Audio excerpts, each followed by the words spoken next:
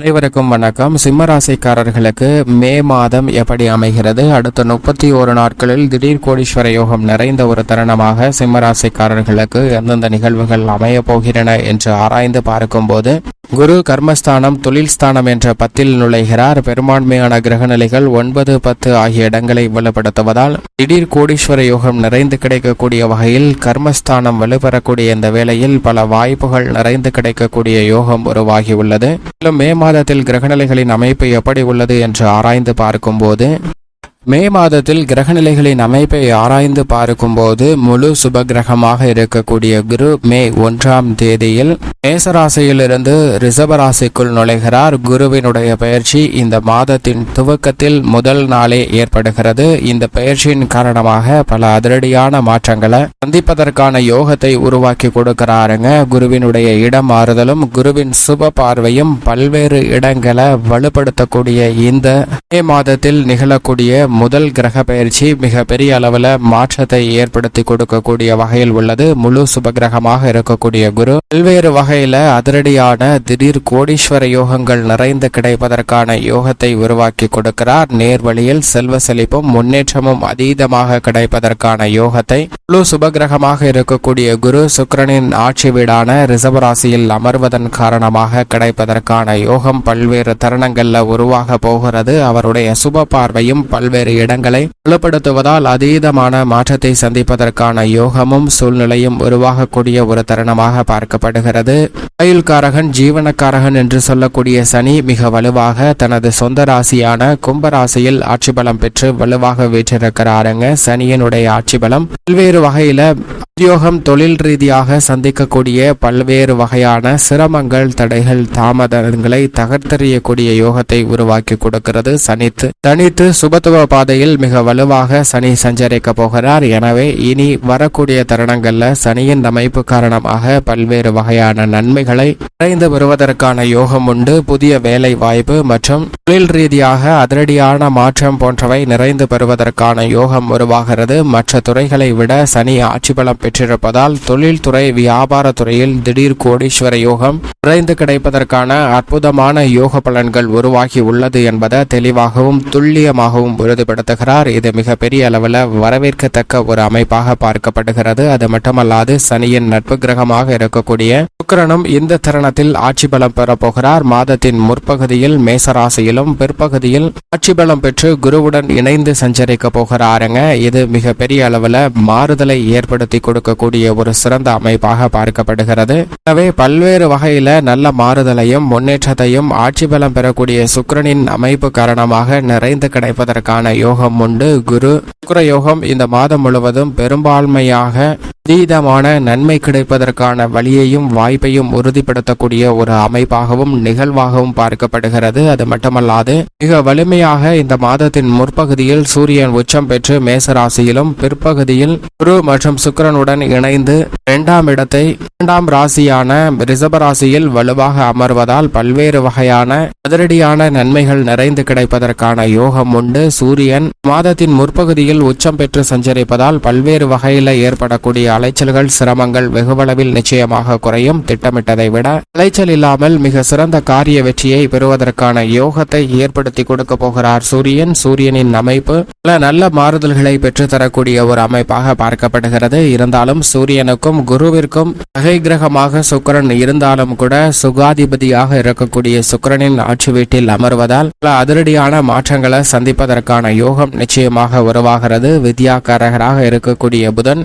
மாதத்தின் முதல் 7 தினங்களில் நீச்சம் பெற்றும் அதற்கு பிறகு நீச்ச நிவர்த்தி பெற்று வலுவாக மேசராசியிலும் இந்த மாதத்தின் இறுதியில் ரிஷபராசியிலும் சஞ்சரிக்க போகிறாருங்க. புதன் 3 இடங்களில் சஞ்சரிக்க போகிறார். மீனம், மேசம் மற்றும் ரிஷபம் என 3 இடங்களை வித்யாகாரகராக இருக்கக்கூடிய புதன் வலுப்படுத்தக்கூடிய இந்த மாதம் பல்வேறு வகையில் திட்டமிட்டதை விட தெளிவாக சிந்தித்து முடிவெடுக்கக்கூடிய ஆற்றல் கிடைக்கும். எந்த பணியை மேற்கொண்டாலும் அதில் உள்ள வில்லங்கங்கள் மற்றும் சிக்கலை அறிந்து அதற்கு ஏற்றாற்போல் தெளிவாக முடிவெடுக்கக்கூடிய ஆற்றலும் வலிமையும் நிறைந்து கிடைக்கக்கூடிய ஒரு தருணமாக பார்க்கப்படுகிறது. எனவே பல அதிரடியான விருப்பங்களை வித்யாகாரகராக இருக்கக்கூடிய புதனின் அமைப்பு காரணமாக நிறைந்து வருவதற்கான யோகம் உண்டு. அறிவாற்றலை பயன்படுத்தி தங்களுடைய வருமானத்தை உயர்த்தி கொள்வதோடு திடீர் கோடீஸ்வர யோகம் நிறைந்த ஒரு தருணமாக மாறுவதற்கான யோகம் உண்டு. உண்டு என்பதை நீச்ச நிவர்த்தி பெறக்கூடிய வித்யாகாரகரான புதன் உறுதிப்படுத்துகிறார். இது நிச்சயமாக வரவேற்கத்தக்க ஒரு அமைப்பாக பார்க்கப்படுகிறது. அது மட்டுமல்லாது செவ்வாய் மிக வலுவாக குருவின் ஆட்சி வீடான மீன ராசியில் இந்த மாதத்தில் முழுவதுமே சஞ்சரிக்க போகிறார். செவ்வாய் மீன ராசியில் வலுவாக அமர்ந்து சஞ்சரிக்கக்கூடிய இந்த வேளையில் பல்வேறு வகையான புதிய முயற்சிகள், புதிய திட்டங்களுக்கு நல்ல காரிய வெற்றி கிடைக்கும். ஏனென்றால் அசையும் அசையா சொத்துக்கள் வாங்குவது உட்பட பல நிகழ்வுகளை சிறப்பாக செய்வதற்கான யோகத்தை உருவாக்கி கொடுக்கிறாருங்க. இது நிச்சயமாக வரவேற்கத்தக்க ஒரு அமைப்பாக பார்க்கப்படுகிறது. மங்களகாரகன், பூமிகாரகன் என்று சொல்லக்கூடிய செவ்வாயின் அமைப்பு அதிரடியான மாற்றத்தை நிச்சயமாக ஏற்படுத்தி கொடுக்கும். இந்த மாதத்தின் பிற்பகுதியில் ராகுவுடன் மட்டும் இணைந்து சஞ்சரித்தாலும் கூட எதிர்பாராத வகையில புதிய நிலம், வீடு, வீட்டு மனை, வாகனம் வாங்குவதற்கான யோகமும் நிரம்பி கிடைப்பதற்கான சூழல் உண்டு. மட்டுமல்லாது நிழல் கிரகமாக இருக்கக்கூடிய ராகு மீன ராசியிலும் கேது கன்னிராசியிலும் அமர்ந்து சஞ்சரிக்கக்கூடிய இந்த வேளையில் இந்த இரண்டு கிரக நிலைகளும் தங்களது சஞ்சார தூரத்தில் பாதிக்கு மேல் கடக்கக்கூடிய ஒரு இனிமையான தருணமாக இந்த மே மாதம் அமைய போகிறது. எனவேதான் இனி வரக்கூடிய காலங்களில் ராகு கேதுவின் ஆதிக்கம் வெகுவளவில் குறைகிறது. ராகு கேதுவால் ஏற்பட்ட சிரமங்கள் விலகும். ராகு கேதுவால் கிடைக்க வேண்டிய நன்மைகள் அபரிவிதமாக ஏற்படுவதற்கான சூழல் உருவாகியுள்ளது என்பதை தனது சஞ்சார தூரத்தில் பாதிக்கு மேல் கடந்திருக்கக்கூடிய நிழல் கிரகமாக இருக்கக்கூடிய ராகுவும் எதுவும் தெளிவாக உறுதிப்படுத்துகின்றன. இது மிகப்பெரிய அளவில் வரவேற்கத்தக்க முன்னேற்றத்தை அளிக்கக்கூடிய ஒரு சிறந்த கிரக மாறுதலாக பார்க்கப்படுகிறது. சந்திரனின் அமைப்பை பொறுத்தவரைக்கும் சந்திரன் மிக வலுவாக 2 இடங்களிலும் மாறி மாறி சஞ்சரிக்க போகிறார். வளர்வரை சந்திரனாக சுபத்துவ பாதையில் வலம் வரும்போது பல்வேறு வகையான வலிமையான வாழ்வில் முன்னேற்றம் பெறக்கூடிய பல நிகழ்வுகளை நிச்சயமாக பெற்று தருவார். அஷ்டமத்திலும் ஜென்மத்திலும் அமரும் போது சற்று கூடுதல் கவனமும் விழிப்புணர்வும் தேவை. ஜென்மத்தில் இருக்கும் போது கூட ஒரு மந்தமான சூழ்நிலை தான் நிலவுவதற்கான சூழல் உண்டு. ஆனால் அஷ்டமத்தில் இருக்கும் போது மிக முக்கிய முடிவுகள், புதிய பணிகள் துவங்குதல் போன்றவற்றில் திட்டமிட்டு சிறப்பாக செயல்பட வேண்டிய தருணமாக உள்ளது என்பதை தெளிவாக சந்திரன் உறுதிப்படுத்துகிறார். இந்த மாதத்தில் திடீர் கோடீஸ்வர யோகம் நிறைந்து கிடைப்பதற்கான வாய்ப்பை குரு பயிற்சி, ஆட்சி பலம் பெற்ற சூரியன், உச்சபலம் பெற்ற சூரியன், ஆட்சி பலம் பெற்ற சனி மற்றும் சுக்கிரன் போன்ற கிரக நிலைகளும் சந்திரனின் ஆட்சி பலமும் மிகப்பெரிய அளவில் மாறுதலையும் முன்னேற்றத்தையும் அள்ளி கொடுக்கக்கூடிய ஒரு அமைப்பாக நிச்சயமாக அமைகிறது. இப்படி கிரகங்களின் அமைப்பு இருக்க மற்ற பணிகளில் எப்பேற்பட்ட மாறுதல் கிடைக்கிறது என்று பார்க்கும்போது சிம்மராசிக்காரர்களுக்கு முழு சுபகிரகமாக இருக்கக்கூடிய குரு 9லிருந்து 10ஆம் இடத்திற்கு செல்வது அவ்வளவு சிறப்பான நன்மை தரக்கூடிய அமைப்பு இல்லை என்றாலும் கூட மிகப்பெரிய அளவில் சிரமத்தை ஏற்படுத்திவிடக்கூடிய அமைப்பாகவும் பார்க்க முடியாது. கவனத்துடன் இருந்தால் தொழில் ஸ்தான நிலை வலுப்பெறுவதால் பல்வேறு வகையான சிரமங்களை தவிர்த்து நல்ல முன்னேற்றத்தை பெறுவதற்கான யோகம் நிச்சயமாக உருவாகும். குருவினுடைய இந்த அமைப்பு காரணமாக எதை மேற்கொண்டாலும் சற்று கவனத்துடன் மேற்கொள்ளுங்கள். இருப்பினும் பல்வேறு வகையான சுப நிகழ்வுகள் இல்லத்தில் நடைபெறும். உத்தியோக ரீதியாக கண்டச்சனையின் ஆதிக்கம் குறைந்திருக்கக்கூடிய இந்த வேளையில் சுக்கிரன் உள்ளிட்ட பல கிரகநிலைகள் ஆட்சி பலம் பெறுவதால் உத்தியோக ரீதியாக புதிய முயற்சிகளுக்கு நல்ல ஒரு மாறுதல் நிச்சயம் உண்டு. தொழில்துறை, வியாபாரத்துறையில் எதிர்பார்க்கக்கூடிய முன்னேற்ற வாய்ப்புகள் மிக வலுவாக கிடைக்கும். கலைத்துறையில் சுக்கிரன் ஆட்சி பலம் பெற்று மிக வலுவாக சஞ்சரிக்க போகிறார்.